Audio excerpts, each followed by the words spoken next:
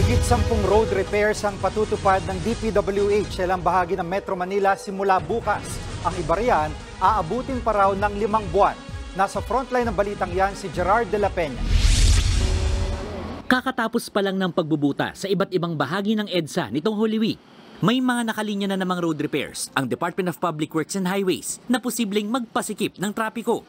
Simula bukas ng 11 PM hanggang sa isang linggo, kukumpunihin ang ilang bahagi ng Quezon City. Kabilang ang ilang bahagi ng Tandang Sora, IBP San Mateo Road, Luzon, Mindanao at G. Araneta Avenue, pati sa May Payatas Road.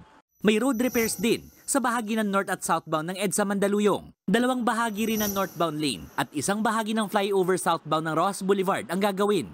Ayon sa DPWH, halos kalahating kilometro ang kukumpunihin kaya hindi raw ordinaryong reblocking ang gagawin. Posibleng tumagal ng 5 buwan ang pagsasaayos sa Rojas Boulevard.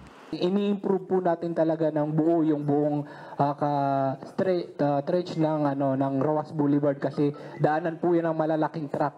Ang ilang taxi driver, ngayon pa lang, pinag-iisipan na kung paano iiwas sa Rojas Boulevard dahil siguradong matinding traffic ang dulot ng road repairs. Hindi kami dadaan dyan. Obligado kami na sa Mabini. Ang labas namin, papuntang Kalaw. Wala namang mangyayari dyan. Sayang lang oras dyan.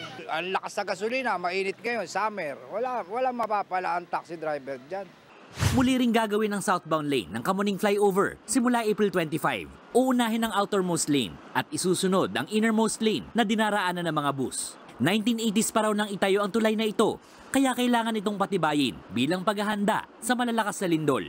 Yung mismong dinadaanan po ng ating mga sasakyan, ng mga motorista po ay rumurupok na po siya.